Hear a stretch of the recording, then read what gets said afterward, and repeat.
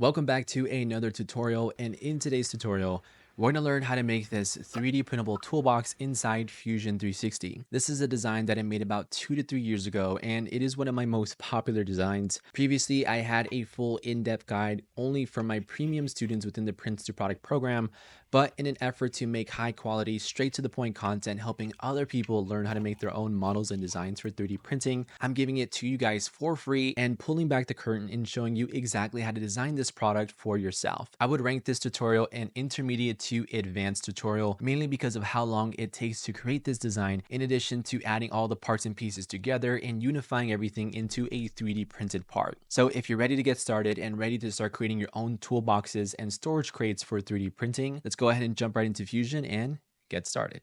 In these tutorials, we are going to learn how to design, model, and print these 3D printable toolboxes from start to finish. We are going to cover a variety of topics ranging from extruding to sketching to as-built joints and as well as moving mechanisms. I would rank these series of tutorials intermediate to advanced difficulty for most users, so please feel free to watch and rewatch the videos, and if you get stuck on anything or have any additional questions, feel free to post it within the main community tab for help or leave a comment directly underneath this video.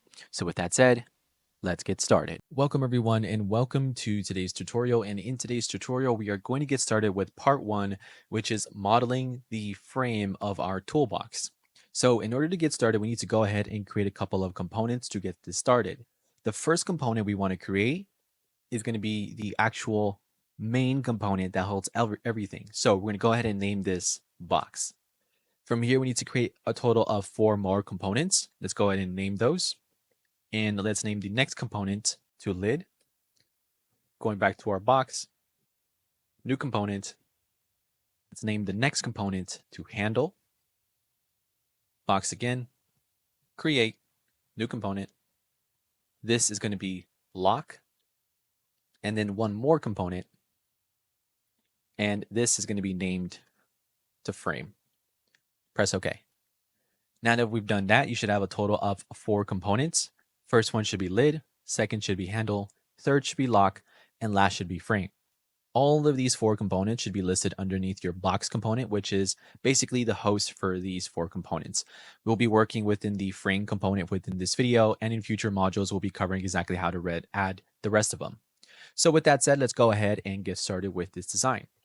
From here, the first thing we need to do here is to create a sketch. However, to create sketch, select the bottom plane. Let's go ahead and reorient to the very top, zoom out just a little bit. And now what we need to do is to create a center rectangle from the origin. Let's click create, rectangle, center rectangle, and then from the center, dragging this out, let's set the dimensions for this rectangle.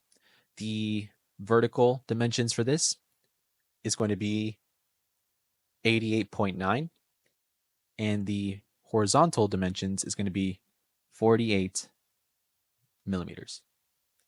After that's done, press E on your keyboard, select this newly created profile, and let's go ahead and set the distance to 76 millimeters and press OK. Now you should have basically what is a very long, kind of a rectangle square looking figure on your screen. Now what we need to do here is fillet all these 4 edges that sit on the edge of this square. Pressing F on your keyboard, select all 4 edges, and type in 5 millimeters. Now that's done, you should have something that looks like this. From here, what we need to do here is to create an offset, which is going to be the part that sits outside, so it can look more like a box with a handle and with a lid.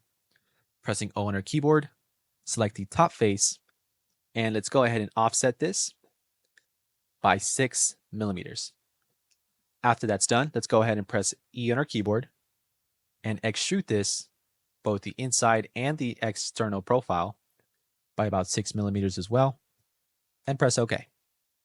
Now you should have something that looks like this. From here, let's go ahead and chamfer this intersection here.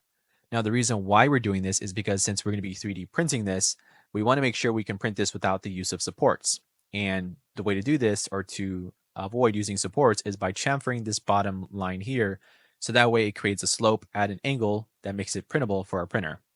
Pressing S on our keyboard, type in chamfer, select the bottom, and drag this out to about 6 millimeters. and press OK. Now what we want to do is create a fillet all around this second ring here, pressing F on our keyboard, select this line, and let's fillet this to about 5 millimeters. Now it looks a little bit more cleaner, a little bit more rounder, and the corner here basically kind of matches and kind of evens out as it goes up. After that's done, press OK. And now you should have something that looks a little bit like this. The next thing we need to do here is to create an insert here, an opening in the middle. Now, what we're going to do, since we've made this external part that's coming out upwards in a outside direction, is that we're going to start from the very bottom, press O on our keyboard, select this inner ring here, or this bottom face here, where this inner ring sits here, and drag this into about negative 2.5 millimeters. Pressing E on our keyboard, let's select that profile, set the extent type to to object, and let's also set the profile plane to offset. The offset is going to be set to negative 2.5 millimeters. And then the object is going to be set to this top face here. And what this does is basically extruding this bottom face or that profile all the way to the top of this design. So if we were to change the height of this design, this will also continue along with that design as well. After that's done, press OK. And now you should have the basic look of our box. Now what we need to do is to create that outside piece that essentially allows the handle, the lock, to lock in place. So instead, let me show you what I mean. Let's go to top, create sketch, let's zoom in just a little bit, and selecting this top face, using the rectangle, the 2-point rectangle within Fusion 360, selecting anywhere along the axis here or along that line here, and just drag it out. Now setting the dimensions right now doesn't matter, but what we want to do is set the dimensions from this line here to this line here. Pressing D on your keyboard, select this line here and this line, and let's dimension this to about 5 millimeters. Pressing D once more, let's dimension this line to this line, and this is going to be about 8 millimeters.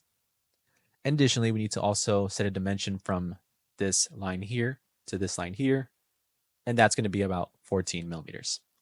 After that's done, pressing E on your keyboard, select both of these two profiles, looking down, and let's just drag this down to, I would say, about negative 16. Let's also set the operation to join, and then press OK. Now, currently right now, we have this square that's kind of sitting at a completely 90-degree angle, and this doesn't look right because, of course, we want to have this printing all the way up where it kind of goes at an even pace and we're not having to use supports, and this also doesn't look right as well. What we need to do here is to create a chamfer so that we can create a slope just in the same way we did for this part here. So by pressing S on our keyboard, type in chamfer, select this bottom edge and this bottom edge. And now what we can do is that we can just drag this in until we meet in the middle. So let's just say 5.5, 5.6, 5.7, let's see, 5.75, and now we meet in the middle with our design there. So now as our 3D printer is printing this, it's going to print up and it's going to match the slope here and print at this angle, which kind of sits at a nice even 45-degree angle by the looks of it, which is good because that makes it easier for us to print it and no supports. Additionally, we can go back within our timeline, selecting that chamfer option that we just made. Now we can also add another chamfer by creating a new selection set and then also selecting this line here. This chamfer is going to be set to 3 millimeters and then press OK. Now you should have something that looks a little bit like this, and it's kind of forming into a toolbox for our design. Now what we need to do here is to mirror these exact same features onto the other side. So in order to do that, we can use a feature called mirror. Press S on your keyboard, type in mirror, and then we can select the last two features within our timeline by holding Control or Command if you're on Windows, or Command on Mac or Control on Windows. You can select the mirror plane and then use the very middle of our plane here. So since we selected the origin to start sketching, this should be right in the middle of our design. By selecting this profile here, that plane there, now you can see that we have this kind of opaque design that we have, which is kind of like opaque in a way, where it's kind of showing what we made on the left-hand side on the right-hand side. After that's done, press OK. And the cool thing about the mirror feature is that if we were to decide to change the height of this or maybe change the chamfer of this, This would also reflect what we made changes here as well. Now what we need to do here is to create a little bar here so our locking mechanism can kind of lock in place here. So in order to do that, let's go ahead and create a new sketch, select this face, center diameter circle, and just draw out a circle. Let's go ahead and set the dimensions for this circle, pressing D on our keyboard, select the circle, type in 3 millimeters, from this circle to this edge, 3 millimeters, and from this edge to this edge, 3 millimeters as well. Pressing E on our keyboard, select that profile, set the extent type to to object, and let's go ahead and look around the other side and select the opposite face shown there. Make sure the operation is set to join and press OK. Now we have the inner workings of our box with the bottom frame completely modeled out. Additionally, let's also go ahead and press pull this face here in by about -2 millimeters. That way we have enough space for our locking piece to kind of sit in there. Additionally, one additional thing we need to do here is to create that clapping or clasping mechanism that we have here. So for example, there's a lid that sits on top, and in order for that lid to kind of stay in place, or more or less to lock in place here, we can add a little offset here of a little lip so that it can kind of snap in place or clap in place, if that makes sense. So pressing O on our keyboard, let's select this top face here, selecting this outer ring here, dragging this out, and this is going to be about -1.5. Once more, press O on our keyboard, select this inner ring. This is going to be -3. And now we have our ring. What we need to do now is to close off this profile, because this profile is currently going all around our design, which is not what we want. By pressing L on our keyboard, let's go ahead and search for where this circle kind of meets up where this line starts. So if you were to take a good look at this right here, you can see that right around where this curve starts to end, there's going to be a tiny little square that appears on screen, and that's what you're looking for. Once you find that, click there and just follow it along to the other side, and make sure you also find that other square here, and you would know because you would see it within Fusion 360.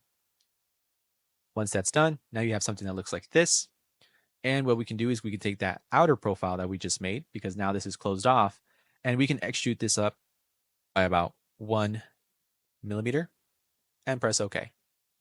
Now you have this lip. So when we have our lid that snaps on, you're going to hear more like a click, and it's going to more or less stay in place because we have this lip that's holding it together. Really cool and useful feature, because now we know when we have our lid on, it's not going to shift side to side if there's any clearance here in the back when we actually have it onto each other. So that's the very basic start for our design here. Additionally, if you wanted to, you can also press A on your keyboard, drag on a plastic matte green color within your appearance section, drag it in there, and now you have the basic look of our toolbox for our design here. That pretty much wraps up today's tutorial for creating the frame of our toolbox. Within the next few modules, we'll cover how to create the lid, handle, and lock for our design. Right now, go ahead and get the steps and processes down for this design. And with that said, hopefully this video has been insightful and informative. I'll see you guys in the next module. Take care. Welcome everyone, and welcome to today's video. And in this video, we are going to go ahead and get started with modeling the top lid of our design. Now, so far you should have watched part 1, which is modeling the frame of this design. And now what we need to do here is go ahead and get started with modeling the lid of this design in order to close this top piece off. So in order to do that, we need to go ahead and click out of our frame component and click on our lid component. And in order to do that, let's go ahead and click the activate component feature within Fusion. And now your frame component should be fully opaque, or more or less transparent. Now what we need to do here is we need to create a sketch on this existing face within our toolbox.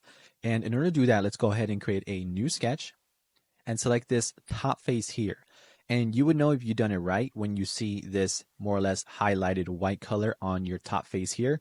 And more or less the reason why we're using this is because, for example, if the size of our container changes in terms of width, length, or more or less anything about this face changes, that will reflect in our lid as well, which is why we're using this previous component as a point of reference for our new sketch.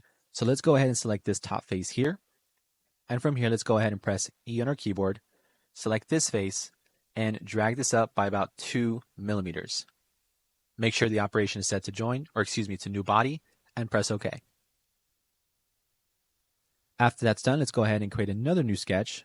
Select the top face once more, pressing E on our keyboard. Let's go ahead and select the top face here, and as well as this middle piece here, and press for the extrude function, put 2 millimeters, and make sure the operation is set to join this time, and press OK. Once more, let's go ahead and create another sketch. Select the top face, and using this middle profile here, pressing E on our keyboard, let's select that middle profile and set the starting distance, or excuse me, the direction to 2 sides. Now, the dimensions we're going to use for these 2 sides is going to be 7.5 millimeters going up. So let me type that in. And going down, that's going to be set to 2 object. So let's go ahead and set the extent type to 2 object. And what this is going to do is this is going to allow us to set the distance to a certain face within our canvas here. And what we want to set the 2 object to is underneath our design. So I'm going to toggle off my frame, look underneath, and we're going to want to set the 2 object to this portion here. And you know you've done it right once you see it kind of line up with what we have here at the bottom. After that's done, press OK. And now we have the essential parts of our top lid here. Now what we need to do here is we need to create a fillet. But before we do that, we need to go ahead and press pull this outwards. That way this takes up a little bit more volume within our lid here. So by pressing S on our keyboard, type in press pull. Let's go ahead and select all of these faces here. Just go around the entire design here. And let's go ahead and press pull this by about 3 millimeters and press enter. Now we can go ahead and fillet this by pressing F on our keyboard, select this middle line and this top line, and let's go ahead and fillet this to about 2.5 millimeters and press enter. Now if we were to toggle back on our frame and toggle back on our box, this is what our design looks like so far. Pretty cool. Additionally, if we wanted to, we can also add some appearance to this. So let's go ahead and add the green to the top. And let's go ahead and continue on with our design. Toggling back off our frame, going back to on our lid. Let's go ahead and continue by creating the bar that's going to sit here, and as well as the handle piece that's going to sit in here flush inside. So in order to do that, let's go ahead and do the easiest part, which is set up the bar. Let's go ahead and create a new sketch. Zoom in just a little bit into this interior face here. And let's go ahead and create a circle right in the center. This circle is going to be 3 millimeters. And we also want to set the distance from left to right, which is also going to be 3 millimeters. And then from the bottom, this is going to be 2 millimeters. If we toggle back on our frame, you should see that this should line up with what we have here down below. The bar down here below is 3 millimeters, and the bar top on the very top is also 3 millimeters, which is perfect in what we're trying to accomplish.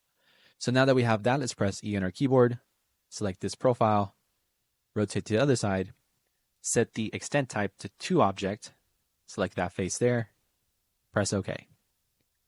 Now we have the piece, or these 2 pieces here, that are going to allow us to create a latch or some sort of mechanism to keep these 2 parts in place. Now that we have that, let's go ahead and create the piece for our handle here. So in order to do that, let's go ahead and create a new sketch on the very top of our design here. So what we can do is that we can press O on our keyboard, select this top face, and we can actually offset the first layer or the first line here, and we can actually offset this inward. Let's go ahead and offset this into about, let's just say, negative 7.5. Let's see what that yields us. And that looks good. Let's go ahead and fillet these corners here. So what we can do is that within the sketch features within Fusion 360, we can actually fillet bodies, but we can also fillet sketches. So in order to do that, let's go ahead and press S on our keyboard, type in fillet, select the sketch fillet option, and go around each and every single corner, fillet everything right around it. And let's also set the distance to 2.5 millimeters and press OK. Now we have the general working area where the handle is going to sit. From here, let's create a rectangle, 2-point rectangle. Let's go ahead and list it anywhere along this path here. Drag it out. And now we have a rectangle sitting here. Now what we want to do is dimension this rectangle, as we need to make sure we have the right dimensions for this. So pressing D on our keyboard, let's go ahead and set dimension for the rectangle. This is going to be about, I would believe this is going to be about negative 12.5 millimeters. Or 12.5 millimeters. and this is going to be 8 millimeters in width. Doing the exact same thing with the other side.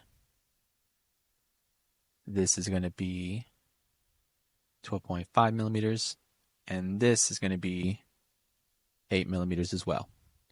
Additionally, we also need to set the distance from this line to here, and this is going to be set.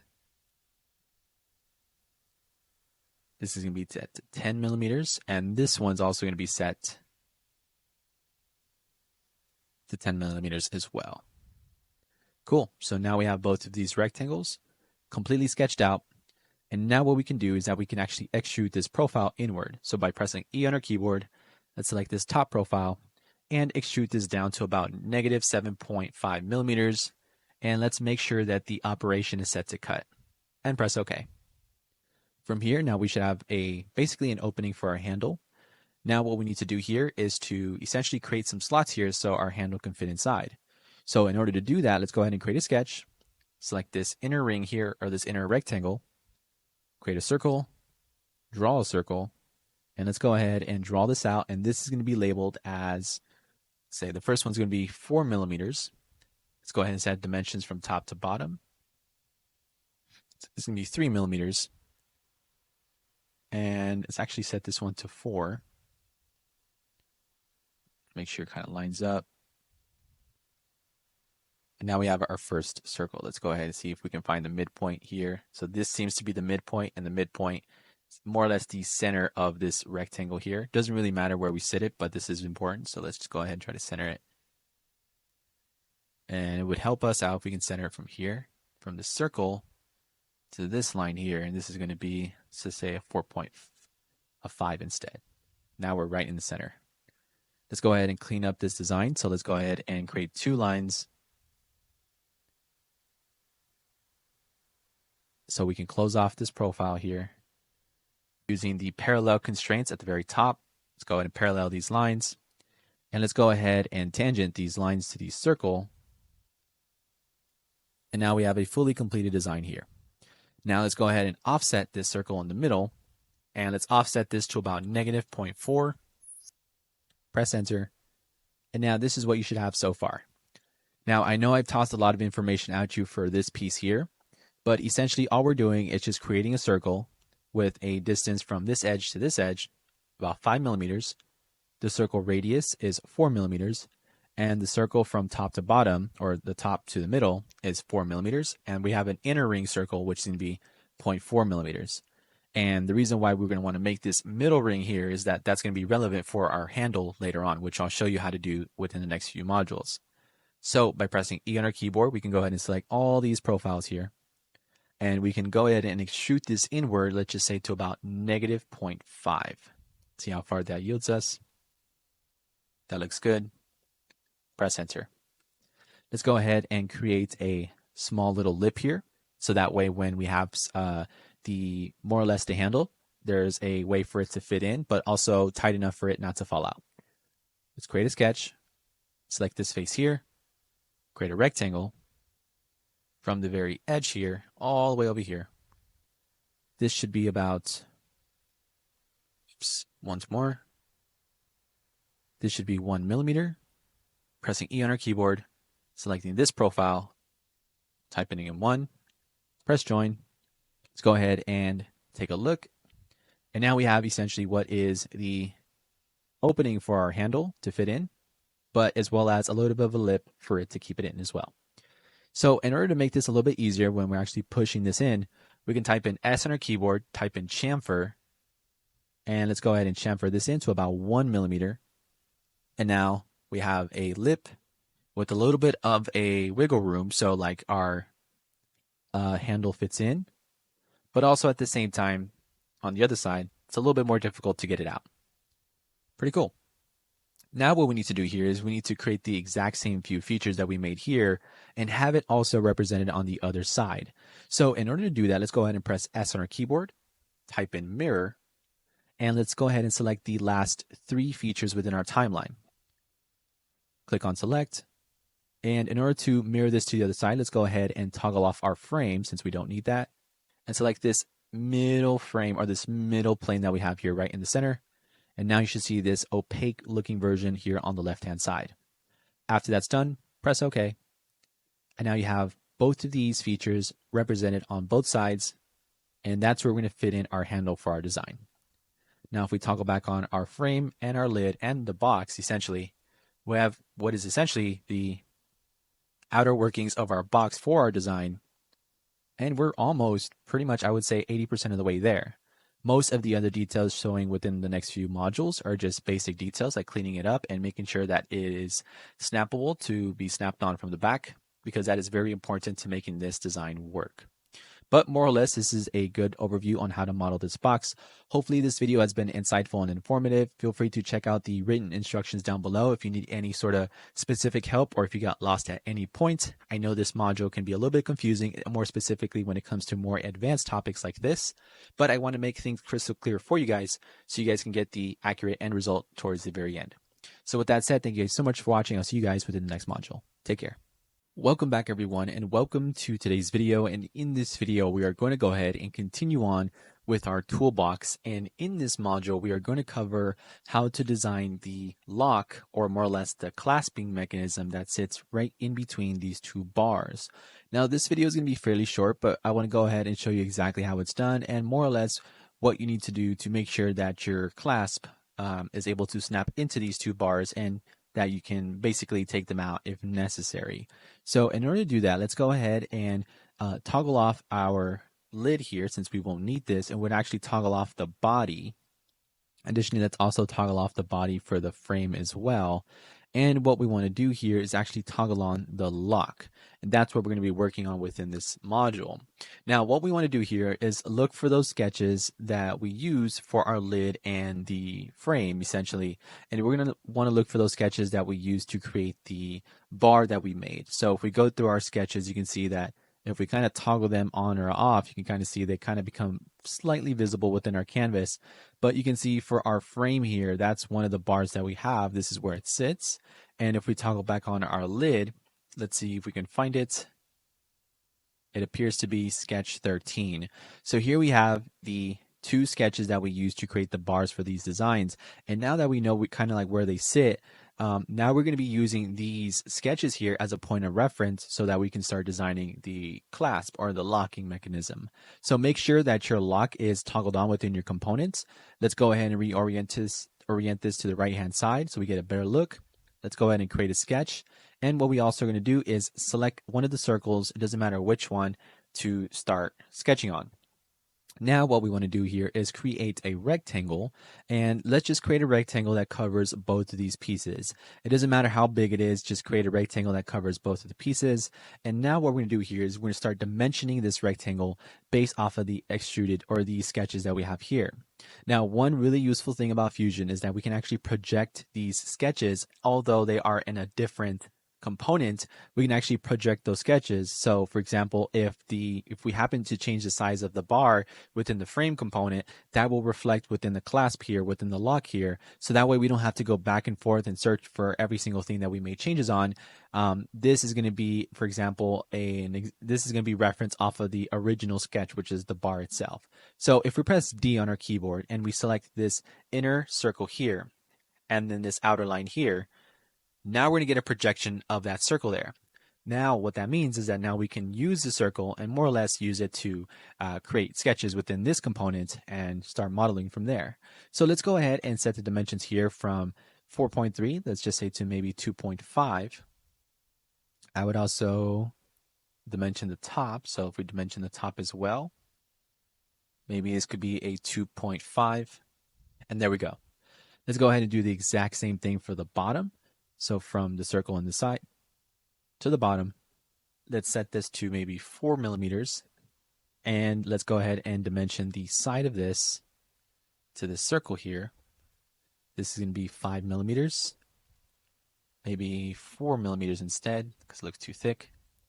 And now we have the general overview of our locking part here. So what we want to do now is, by using these circles, we can press O on our keyboard, select one of these circles, and we're going to set an offset and offset this by about 0.16, or actually, just to be safe, a 0.2.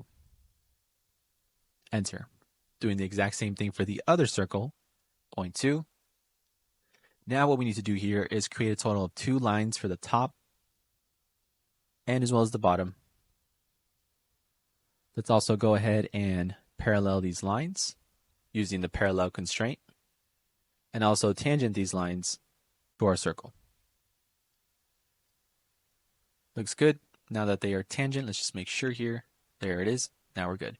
Let's do the exact same thing for the bottom, creating a line from the top to the edge.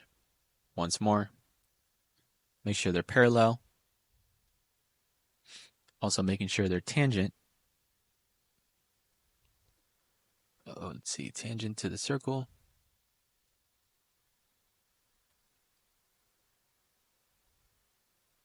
And it keeps locking on there. So in this case, let me just set a parallel to these first and then tangent. There it is. Now we have our locking mechanism here. And what we're going to do now is that we're going to press E on our keyboard, select this profile here, and this is going to be excluding the offset that we made for both of these circles. And let's go ahead and set the starting distance to an offset of about 0.2 millimeters. And then what we're going to do now is toggle back on our main lid and as well as the frame and reorient this to the other side and set the extent type to to object and set this to this side here. Now, what we're really aiming for is that this is going to extend all the way. Now, right now we don't know what the to object distance here is set to, so let's go ahead and untoggle that. Instead of to object, let's set to distance, and let's just toggle this face here. So we can see that if we were to extrude this from our offset of 0.2 all the way to the other side, it'd be 16.8. But we need to keep into account that there are clearances when it comes to 3D printing. So let's just do 16.8 minus 0.2 millimeters, and that's going to yield us 16.6 millimeters. And the reason why I do this is because if we change the sizing of this box, like for example, if we make the box wider, this also needs to propagate with those dimensions as well. So that if this box, for example, just becomes a little wider, let's just say this becomes 20 millimeters, that's also going to reflect with the dimensions that we added here of minus 0.2 millimeters, if that makes sense. So with that said, press OK. Now we have the general look for our locking part here. And the cool thing about this is that since we're working with our lock, we can actually toggle back on our lock sketch. And we can kind of play with it and see exactly what we'd want to change. Now, when it comes to the lock here, it doesn't have to be precise. It doesn't have to be exact. All we're really looking for is that as long as this lock sits in place with these two bars here, that's what we're really looking for. And as well as these walls from top to here are not too thin, that's even better. Now, in order to make that effect, to make it look a little bit cooler in a sense, let's go ahead and maybe adjust the values here. So maybe from a 2.5 to a 3, finish. So it's a little bit thicker. Additionally, what we can also do is add a fillet. Select this top piece, fillet this in. It's okay. Let's go ahead and add a chamfer at the bottom. Chamfer this in. Maybe let's go ahead and actually make this a little bit longer first, so maybe from a 4 to a 5. And then repeating that exact same chamfer.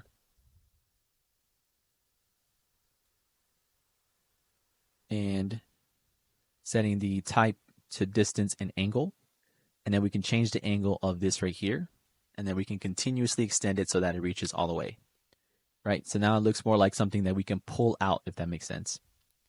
Let's probably set the angle just a little bit more. Pull it out. And there we go. Right? Fairly simple, fairly straightforward. Press OK. And now we have, from a side profile, we have the locking piece for our design here. Now, one thing we need to also account for is the fact that we need to make sure that this locking part here also stays in place with our design.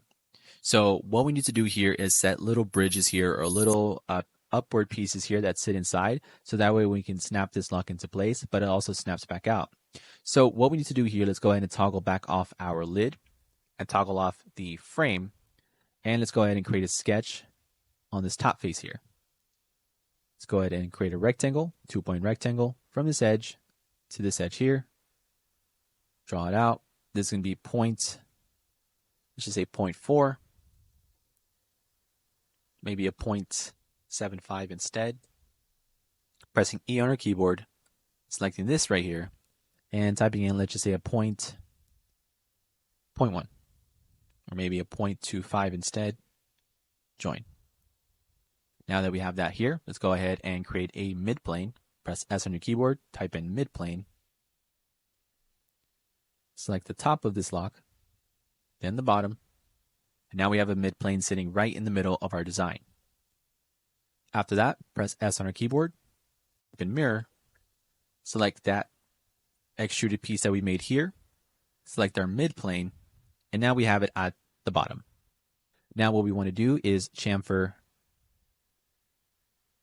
this edge here and this edge, and let's chamfer this into about, let's just say 1 millimeter.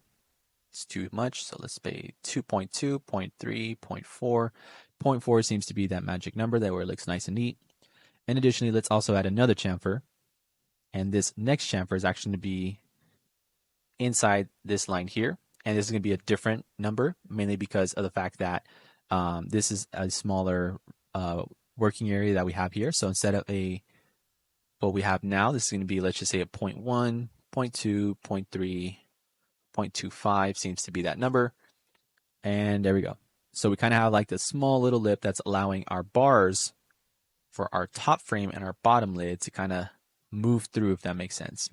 And you can kind of tell, you can't really tell that much off of this sketch here or off of this design here. But essentially, since this is the part that's going to come outwards, we need to have to make sure that this bar can also slip out, if that makes sense. Additionally, depending on what printer you're using, if your printer has or works well with clearances, like tight clearances like this, it will come out a little bit better. But if not so much, you can also extend the size of this. So maybe from a 0.4 to maybe a 0.6, that could work just as well. But we want to make sure we can keep everything nice and snug. And the reason why I set it at the dimensions the way it is because this circle that we have that's creating that outline here, or this small little gap, is 0.16. So if we have a 0.16, that means we have to be just above 0.16 in order to keep everything inside, but as well as slightly open and loose enough where it won't fall out, but also loose enough where if you apply a little bit of force or pressure, it can come out. So if I were to show you what this looks like from a section analysis point of view, if we take a look to the right, now you can see our bars sitting right in our design, nice and flush. Like I said, if you wanted to, we can also change the sizing of this. So maybe a 0.25, maybe a 0.3. And that should be just fine. You can kind of see like now it's starting to look like it's going to hit the bar. Or if you wanted, you can do like a 0.4 just to be safe. And if you really want to make this a little bit more tighter in terms of like you really want the clasp to really stay on, just make this a little bit taller in a sense. But also you can also adjust this value here for our chamfer. That way it makes it easier to come out as well. Right? So I'm just giving you options because like I said, every printer is different, and tighter clearances a little bit more harder to print. And for example, if I have a bamboo, so for me it's not likely to be an issue, but depending on what printer you have, it can be very different. So go ahead and adjust those values. This is the section for creating the lock. Let's go ahead and toggle back on our box, turn off our analysis, and turn off any sketches that we made. And now that we have our design, go ahead and toggle off the sketches. Now we have the little clasping mechanism for our box. Pretty cool. This is what it looks like, and we can add some color to this. So maybe instead of that silver, we can add gray. And this could be maybe plastic, or maybe a metal, maybe a gray matte, if any.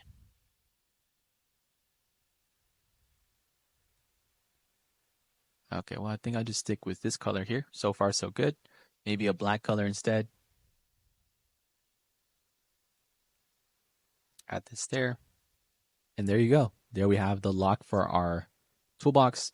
And now we're pretty much, I would say 80% of the way there.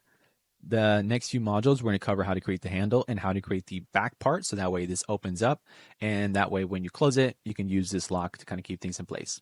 Now, with that said, one thing I do also want to add, this is completely optional. I'm going to show you how to add more or less components in terms of revolving components. So if you want to stick around for this video, you can go ahead. But if you want to move on to the next section, feel free to do so. So what I want to do, for example, is I want to show you how to make this a movable object within Fusion. So in order to do that, let's go ahead and select our lid, or our lock, excuse me. Type in S on your keyboard, type in as built joint. Let's go ahead and select the lock component, and then select the lid component. And what we want to do is toggle off the lock because we need to get a good look, and use the very center of our bar for the top lid here to make it a revolving piece. Let's toggle back on our lock, press OK. And if we're to show you what this looks like, now our lock moves around that bar there. Pretty cool. And that's what as built joints look like. Takes only like a few seconds to set up, but not really necessary for the scope of this project, mainly because it's not going to be used or not really going to apply to the 3D printing setting until after you actually print it. So that pretty much wraps up today's tutorial. Let me know your guys' thoughts and opinions down below in the community. If you want access to the full interactive guide, there'll be a link down below where you can get step-by-step instructions along picture instructions as well. But with that said, thank you guys so much for watching. I'll see you guys in the next video. Take care. Hey, really quickly, if you're enjoying this tutorial, make sure to like and subscribe down below. Additionally, if you want to get access to more tutorials just like this, I'm hosting the 14-day design challenge. In this group, we host daily challenges showing you exactly how to design your own models for 3D printing. In addition, when you sign up, you also get access to our STL files and all the new tutorials and resources available for you as a member. The best part is that if you ever get stuck or need help, you can always ask other members within the community, so that way you don't have to spend weeks to months trying to figure all this stuff out. If you'd like to join the community, check out the 14-day challenge down below in the description. But with that said, let's go ahead and continue on with today's tutorial. Welcome back, everyone, and welcome to today's module. And in this module, we are going to go ahead and get started with modeling the handle for our design. Now, what I'm going to do in this module is show you how to design the handle, how to make it into a revolving piece, and more or less how to make changes and edits to your design so you can more or less have it centered in the toolbox. Now, one thing that you may have noticed or may have not noticed is that if we were to look at this toolbox head on from the very front, you can see that our design here actually sits more on the right hand side more than it does in the middle. And the things when it comes to like making stuff and when it comes to holding stuff, essentially if you're going to put stuff inside here, center of gravity tends to basically sit in the middle for this design here. And if we have this sitting here, what's going to happen is that when we're actually holding this toolbox, it's going to lean to one side because of how center of gravity works and how things are going to be shifted over because of the weight or where this handle sits. So in order to fix that, we can actually go back within our timeline to fix that. And what we can do with that is that we can actually fix those things and change it to how we want it to look like. And this won't actually impact any portion of our design. And the reason why I left this in here is because I want to show you guys that although you can be far along within the modeling process, you don't have to start all over or have to retrace your steps in order to fix these issues or more or less change the issues if there's any. And you can more or less, if you've done everything from scratch correctly, you can make those changes later on. So if we were to go and fix this, let's go and toggle back on our lid. Let's go ahead and find the sketch that we used to create that top piece there, which is going to be sketch 14. And what we can do here, we can toggle back on sketch 14 and we can make changes to our offset here. So right now we have an offset of about 7.5, 7.5, 7.5, and 7.5 on all four sides. We can change this so we can set these two rectangles right in the center. And let's go ahead and change this. So maybe a 1. And let's maybe change this to maybe a 16. Maybe a 16.5 instead. And that looks good. Additionally, if you wanted to make the handle look a little shorter, you can also change this to maybe a 9. And this could be a 9 as well. Actually, let's just make this a solid 10 for both sides. Right? After that's done, finish sketch. And you'll see that if you've done it correctly, and if you set everything up correctly, everything should basically match up with each other. Even all the features that we added here in the middle, they will still say the exact same. And that's the really cool thing about using Fusion 360 because it allows you to make changes. And regardless of if you set up those changes or you set up your your sketches and your profiles correctly, those changes will be reflected without breaking any part of the design. And usually when you do break any part of the design, it will show up as an error on the bottom right-hand side of the screen. So with that said, let's go ahead and get started with our handle. Now, in order to do that, let's go ahead and toggle back on our handle. And let's toggle back on the sketch that we used to create this little circle here. So we can go ahead and search through our sketch here. So it's going to be found in sketch 15 of our lid here. Okay. Once we found that, make sure your handle component is toggled. Create a sketch. Select this face. And let's type in S on our keyboard and type in project. Let's select this circle right here in the middle. And then we're going to project this and press OK. And if you've done it correctly, you should see that our circle here has been projected to the newly created sketch that we created for our handle. Pressing this profile here, pressing E on our keyboard. Let's go ahead and set the direction to 2 sides. The first direction going in is going to be about 2.5 millimeters, or even 3 if you want. And going out is going to be about 1 millimeter. Make sure the operation set to new body and press OK. It's going up back on and toggle back off our sketch 15. Let's go ahead and continue forward by going to a top view of our design. And now what we need to do here is to create the outline of our handle here.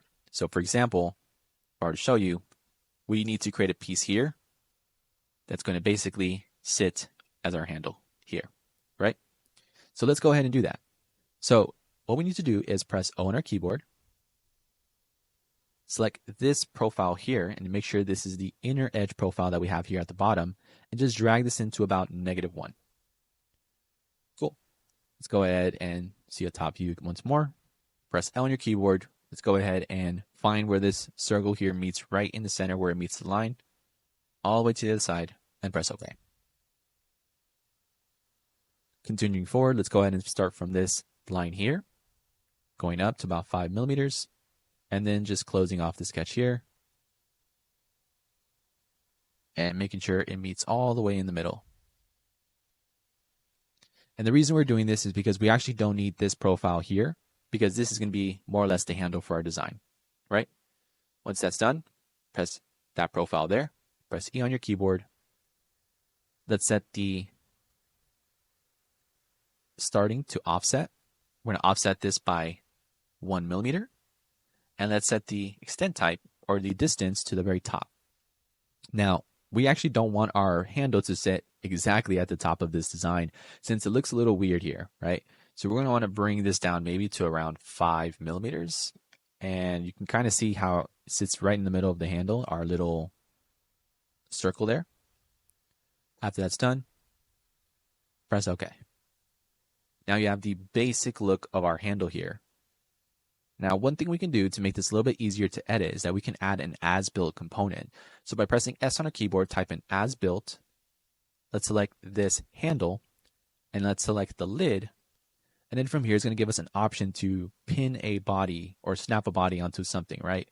So by holding Command or Control on Windows, you can go ahead and snap to any one of these pieces here. And what we're going to do is actually snap onto this piece right here, because this is the center of our pin. Once you click that, now our handle should rotate completely. After that's done, press OK. Let's go ahead and select that little flag there and just bring this out to about 90 degrees and press enter. Now that we have that, now it makes it a little bit easier for us to edit our handle. Now we can actually do whatever we want with this handle. It doesn't really matter what features we add to this. I'm going to go ahead and add a chamfer to these 2 inner edges here. So by pressing S, typing in chamfer, just dragging this in. Now let's say chamfer this to about 1.5. I'm going to add another chamfer here to these edges here. It's going to be a smaller chamfer, maybe about a 1. Maybe a 0.5 instead. Right. Let's also add one more selection set. Select this edge here and this edge. And let's bring this in to, let's just say, 1.5. Press enter. Now we have a fully modeled handle, and we can also fillet these edges here. So pressing F on our keyboard, select these edges, and we can just drag this in. Maybe change this from a rolling ball to a setback.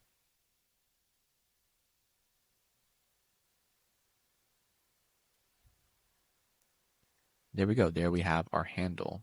Now, I kind of don't like how it looks, but I think I'll leave it as is right now. So there we go. There's the left side of our handle. Now, what we need to do here is to mirror this body onto the other side, pressing S on our keyboard, typing in mirror. And what's going to show up is that since we actually use the as build joint feature to revolve this or to move this up about 90 degrees, it's going to ask us whether or not we want to revert the position back to a flat position, or if we want to capture this position in its current state and continue forward. Let's go ahead and revert the position so that way it sits flat. And then from here, let's go ahead and select the last four features. Select the mirror plane, and that's going to be the bottom, and then press OK. Now what we can do is that since we have two of these pieces here, you see that we have two bodies. Let's go ahead and combine these by pressing S, combine, select the first body, then the second, and make sure to press OK. After that's done, now you have your handle, and both of these pieces will revolve around that pin. Pretty cool. Now, if we were to take a look at our box from the front, you can see now we have our handle here. It sits right in the middle of our design, which is perfect. Now, of course, you can go ahead and make changes if you want to make this handle a little bit thicker. I'm just showing you guys how to make the handle in general. So, for example, if you wanted this handle to maybe be 5.5, you can see now it's a little bit thicker. Or instead, maybe a much smaller offset, 0.5, now it's a little thicker. But just keep in mind is that our handle should not be too close to the bottom here, because we also need it to kind of shift around easily where it is in place right now without it basically like rubbing against something, if that makes sense. Like we want it to stay locked in here, but also not move out, if that makes sense. So now that you have that, this is our box with our handle, and we are almost done with our design, but so far so good. If you've made it up to this point and you have everything laid out within this module here, then congrats, you made it to pretty much almost towards the end of this design. This design is quite complex and there's a lot of moving parts and pieces, and I know we're moving and jumping around between components, and I more or less segmented these videos to make it easier for you to understand. But once you make this design once, making it again becomes 10 times easier, and you basically customize it to whatever it is you want to do. So thank you guys so much for watching. Hopefully this video has been insightful and informative, and I'll see you guys in the next module into finishing up this design and making it into a 3D printable piece. See you guys in the next one. Take care. Welcome back, everyone, and welcome to the last module in this process. And what we're going to cover in this module is modeling the backside so we can connect the top lid to the bottom frame. So with that said, let's go ahead and get started with this design. The first thing we want to do here is to create two chamfers, one for the top here, which is the lid, and one for the bottom. So in order to do that, let's go ahead and toggle off our lid since we don't need that. And let's go ahead and toggle on our frame.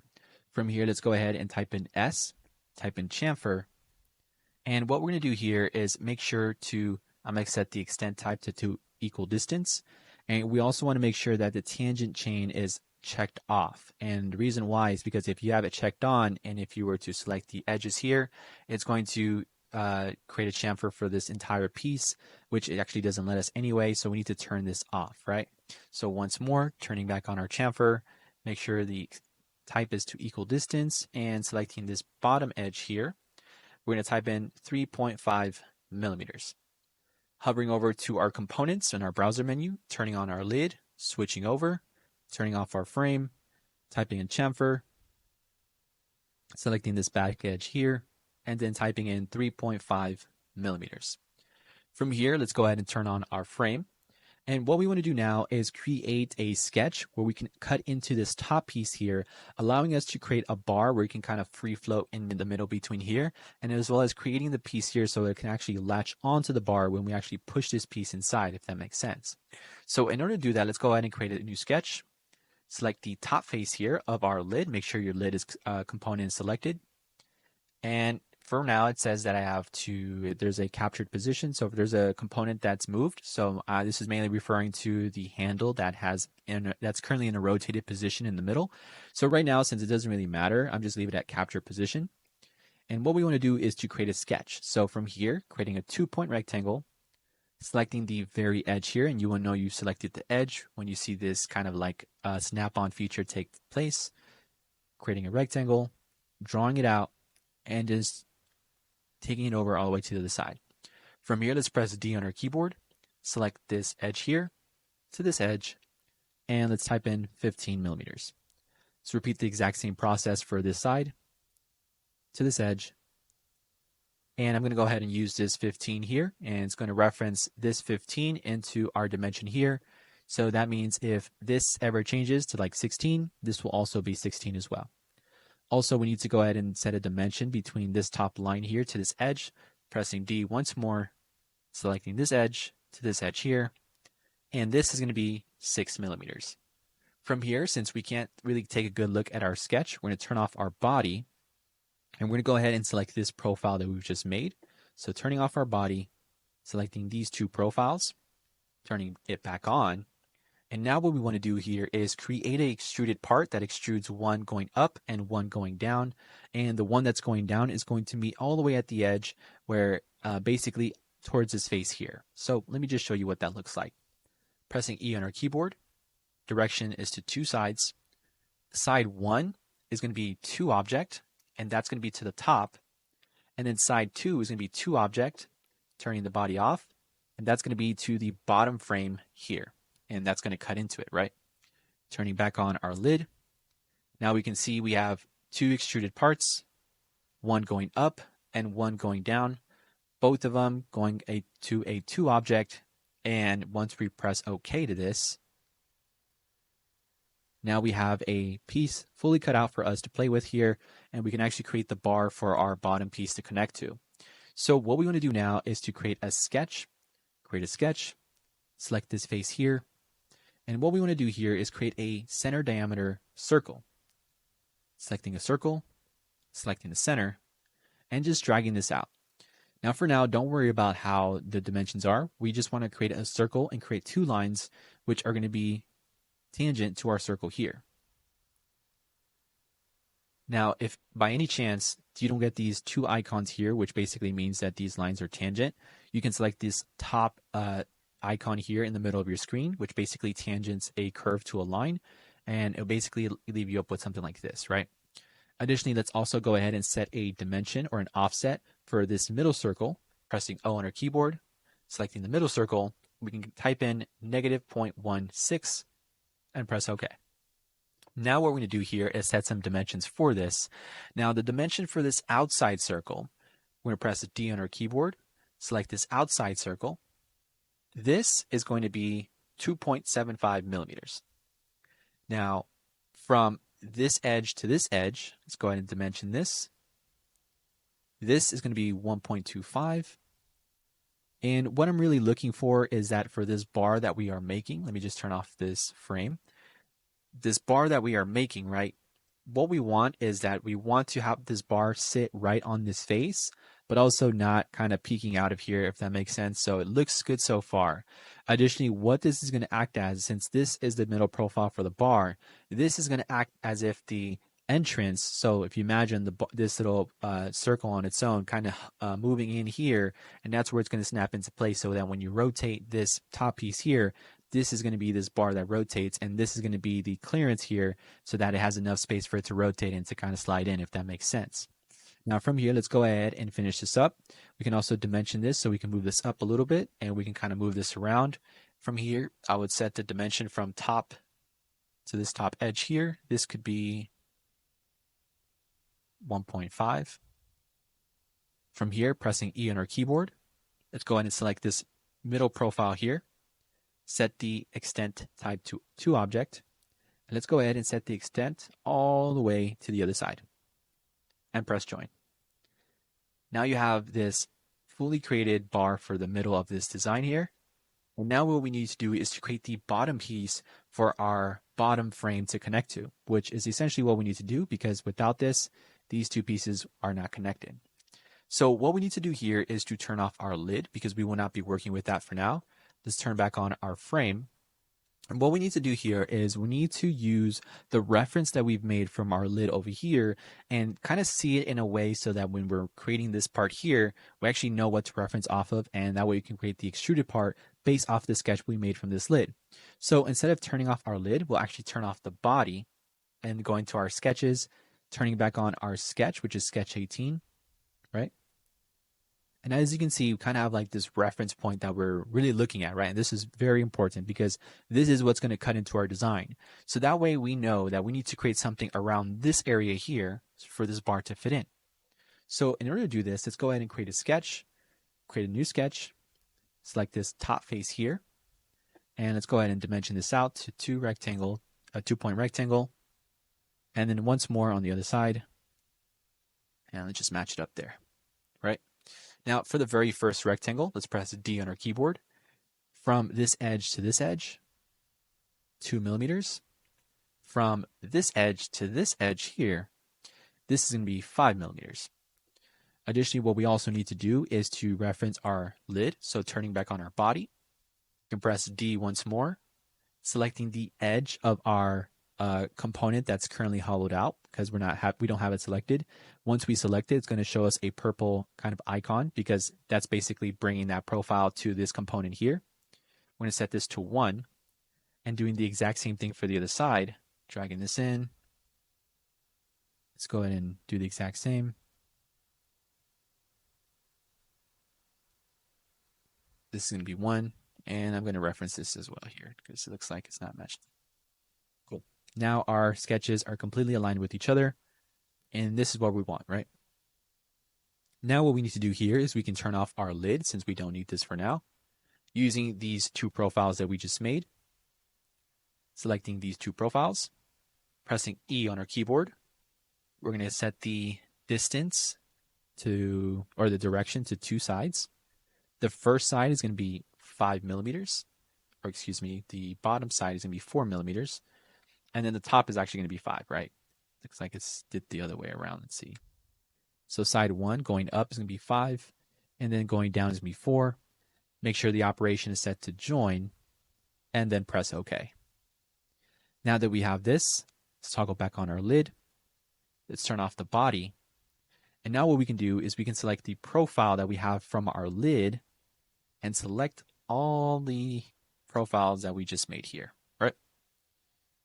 Pressing E on our keyboard, set the direction, or excuse me, the extent type to 2 object, and then selecting the other side of this and pressing OK.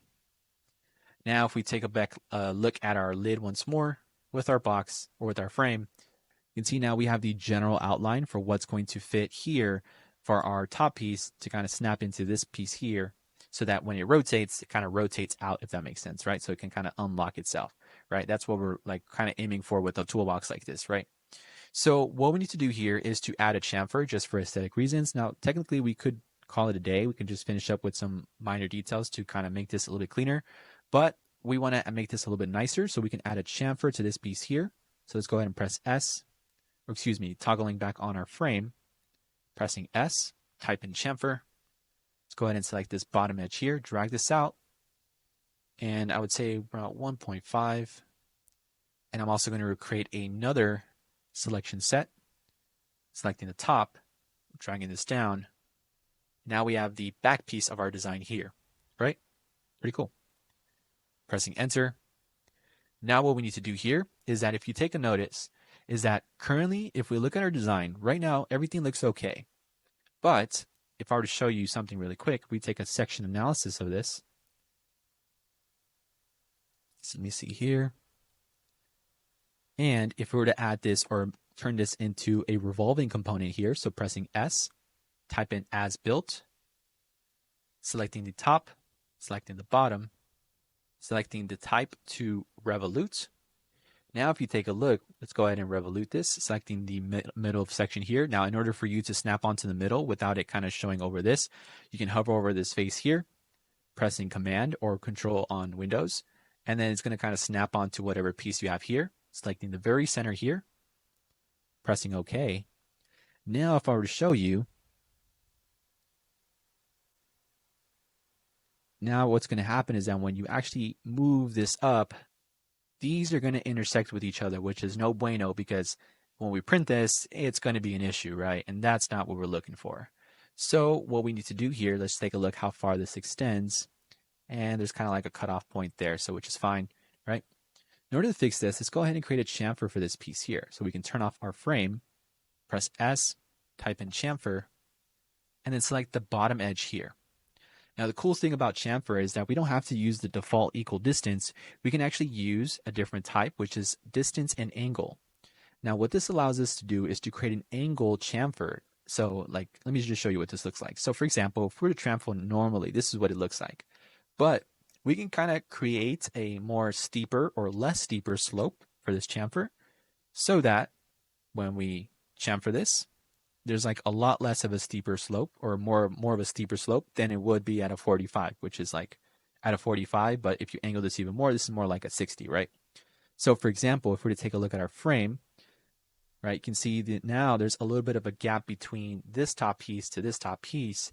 And additionally, what's really important about this is that since this is a toolbox, ideally you don't want to chamfer this normally, for example, with the equal distance. If you were to chamfer this normally for them to slide out, you're going to have this big gap and opening that sits here. And, if you're really looking for this to be waterproof, you would probably have to mess around with the settings a bit more to get it more waterproof. But the general idea here is that we don't want to have like a gap where like you can kind of see through it, right? So let's go ahead and create a distance and angle, and then just angle this out here and just drag the chamfer a little bit closer in.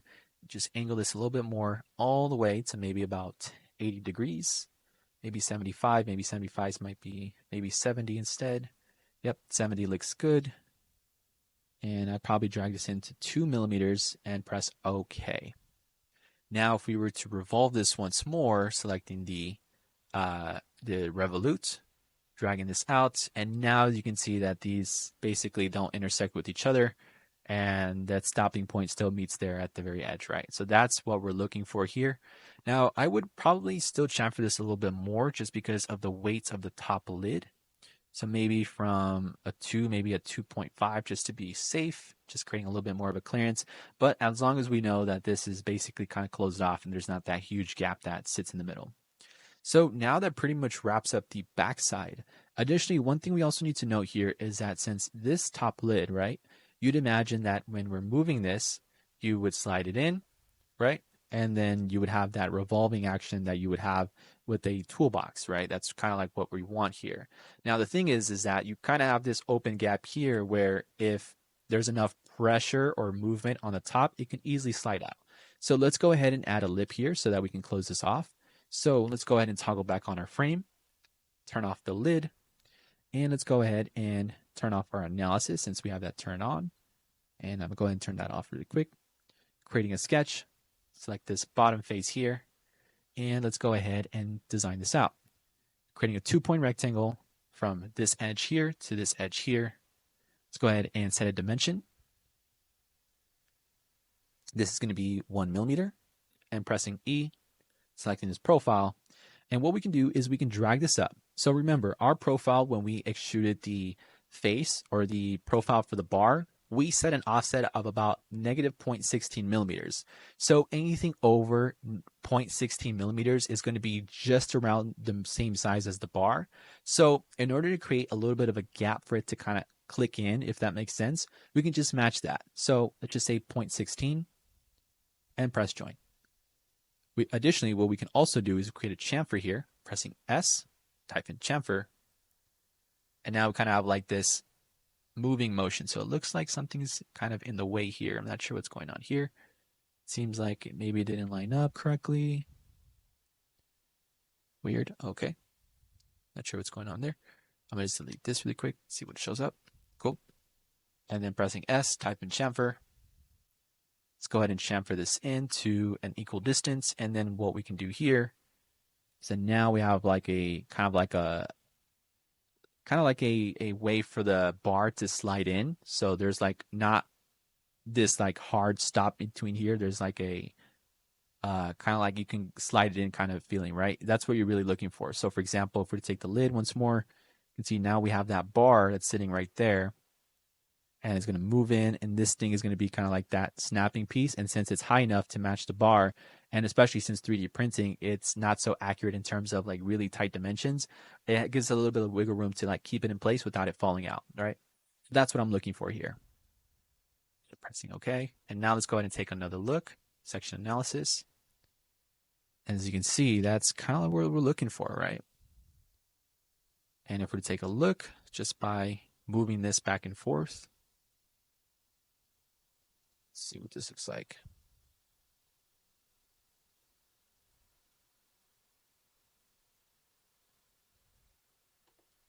See if we move this out, you can see like there's like that top piece, that stop piece here. So it's like just about the same size as the bar here.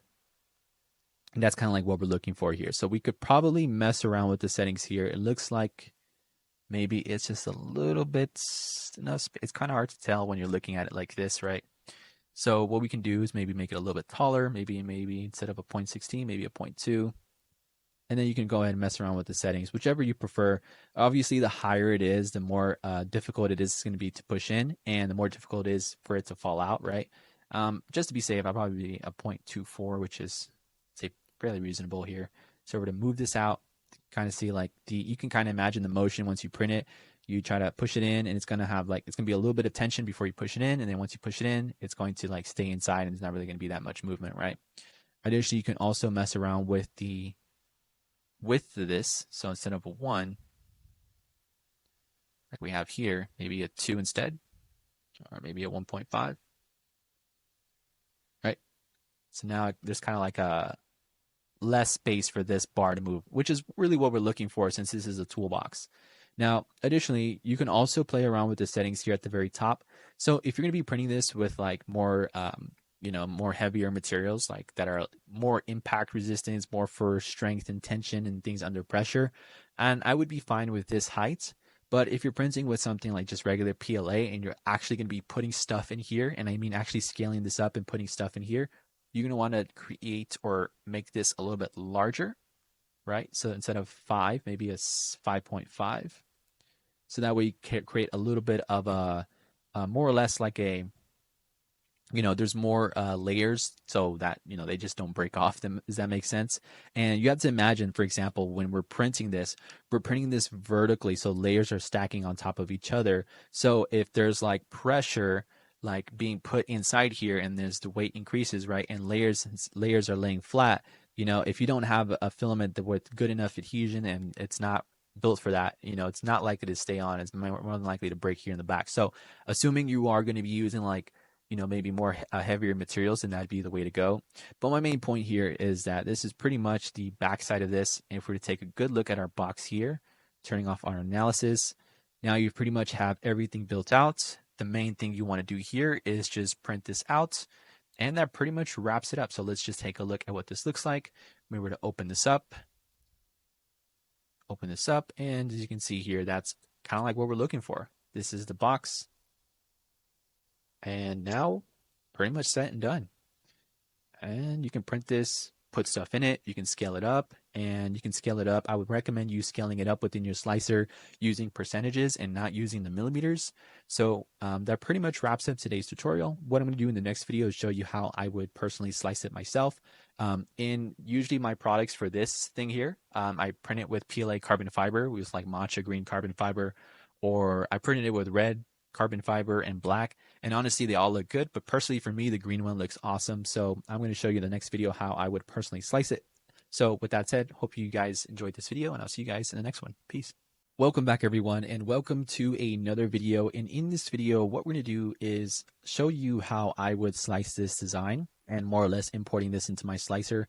Now, the reason I'm doing this is because when it comes to materials and designs like this that require you to put stuff inside, and more specifically with the load, when you're printing stuff, especially when you're printing with layers tend to print over each other. And since the direction of weight is going down, that means since layers are being printed in a horizontal fashion, you need to find a way to keep that adhesion high so that when you have some sort of load or bearing or load inside this toolbox, that you can essentially just make sure that it's not going to fall apart at first chance, right? So let me just show you what I'm referring to. So for example, if I were to import this, I would import my frame, and let me go ahead and select the utility. Let's go ahead and take a look here. And I'll go ahead and select the matcha green since this is what I printed it in. And let me see, there's a matcha. I don't see any matcha, funny enough. Okay, just spring. And what I'm referring to here is this back part here. And what I mean is that when you're going to have the top piece for our design, right? The lid, it's going to fit into here. And the way this toolbox is structured is that since it's filtered into layers, they basically stack on top of each other. Now, if you're going to print this life size, like an actual toolbox life size, you're going to want to effectively maybe increase the size of this, the height of this. Or what you can also do is decrease the layer height. So right now I have it listed at a 0.12, which is fine. But let me just show you what I mean when you have it at a regular layer height of 0.2. And as you can see, there's a lot less layers and they're not so squished, which means that a lot less adhesion. So as your load increases, there's a chance where this back piece is just going to fail, right? And the only thing that's probably keeping it together is this bar here in the front, right? So my point here is that if you're going to be printing this with like PLA, I would highly recommend decreasing the layer height to a 0.12, right? Let me just show you what this looks like, 0.12. And in addition, since there is a little bit of a thickness in here, also increase the infill size as well. Additionally, with Infusion, you can also increase the distance of this back piece here if you'd like. Now, I'm just giving you options as to what you need to know. And this is more for the people who are into engineering and who are into creating products with some sort of mechanical use or functionality, as this is crucially important, especially if you plan to print this into a life-size version. And I have it printed with the life-size version. I have no issues. And that's mainly because I printed with a 0.12 layer height, which makes this a little bit the squish much squishier, if it makes sense. So the adhesion kind of sticks together. And additionally, if you were to print this, let me just show you what this looks like if I imported everything. So now that we have the lid, see we have that. And now you can see that we have everything pieced together,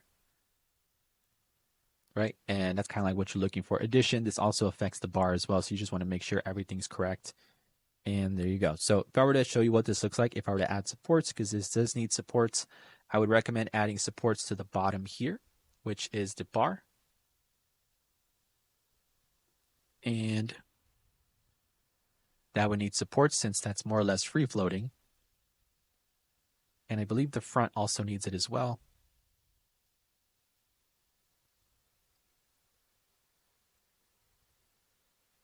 And yep, looks good, but it looks like it's only printing the interface here, so I would probably reduce the interface.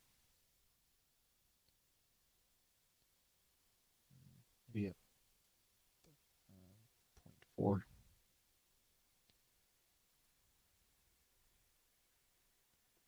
Then just 1. There you go. Better, way better, right? And additionally, the top also needs support. So far to show you what this looks like for the top. And I would be very careful with the top here because I had an issue when I printed it when I was first making this design, is I added too much support in here and it was very difficult to get out, especially with this kind of like closed ceiling here. So what we can do is that we can create or select the piece here. Select that. I'm going to add support there as well. And one thing I also want to note here is that we want to make sure that when we're adding support, the support doesn't really need to support all the way to the edge here.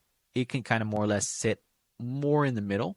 So if I were to show you what this looks like, I'm only going to affect the support here. And I'm going to increase the distance to maybe a 0.8. So we're 2 layer lines away from the edge. And now there's a little bit more of a gap, which is better. I would probably still add a little bit more, so maybe a 1.2. And that looks a lot better. And the reason why I would recommend support like this, and I probably would fix this piece here, I'm not sure why it's doing that, is because since we are printing this as it's going up, there is a little bit of a gap here for it where the printer should have no issues printing. And then this is where the support would meet so that when you do print this, you can kind of fit it in like a pencil or some sort of plier and just kind of push it out compared to where if you had supports all the way at the edge here, you would risk the possibility of probably breaking this bottom piece or this back piece trying to get it out because the support is so tightly wounded inside. So going back, I'm going to go ahead and import our handle here, our lock. And I'll try to rotate this. Right, and then the handle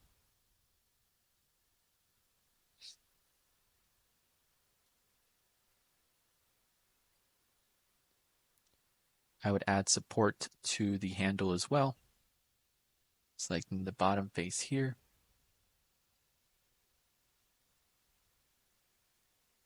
And everything checks out. That's what I would do. And additionally, this middle piece here that sits in here.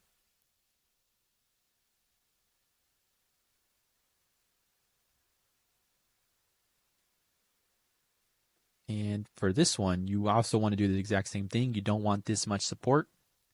So for the lid, now don't worry if I'm going a little bit too fast. I'll review it in just a bit. I just want to make sure I cover all the bases first. So this would be maybe a 1.2. And now it's a little bit more loose so you can fit in some sort of pliers. It makes it easier to remove, and this makes life so much easier because you don't want to print this, spend all this time printing it, especially for 3 hours, and then just for the supports to be the pain in the butt, right? So this is actually black, and this would be matcha green, and maybe it's this green. And there you have it. And that would pretty much be the entire design here. Now, one thing I also want to note is that for this bottom piece, some of you might have questions about this piece here. There is a gap or an opening that sits here. And this is the gap and opening that sits where essentially the lid and this piece here kind of snap, right? And it might look like you need supports, but truthfully, you really don't need it. It's very small in terms of like the dimensions here. So it really wouldn't matter that much. So I'm just mentioning it here. So for example, I'm referring to this snap-on piece here and this piece here, and it might look like it needs it, but truthfully, most printers are capable of enough of just printing right over it. So that's pretty much it. I mean, that's fairly straightforward. That's what I would do. It takes about 5 hours here. So, and that's because I'm using a little bit of a, right, let me see, of a much higher or lower layer height. The strength as well. I have a 2-wall loop. And truthfully, you really don't need to worry about infill. I say anything over 8% should be just fine. Supports, I would say they're recommended for this design, mainly because there's some free floating pieces. Truthfully, you don't need it for the bars because if you have a bamboo printer, it should not be an issue, but I would still recommend it. I still add it myself. But I would say one place you really do need supports is this back piece here, because this piece here, if left unsupported, will just kind of free float and there's really nothing holding it up. So hopefully this video has been insightful and informative. I'll go ahead and drop down the 3MF file. So if you want to use these exact settings, you can just open this up and just basically use it for yourself. Or if you want to give it a go and use it in your slicer, I am using Bamboo Slicer as my slicer of choice. So just keep that in mind. And you will need to have this slicer or Orca slicer if you want to open it up. So hopefully this video has helped. I'll see you guys in the next one. Take care.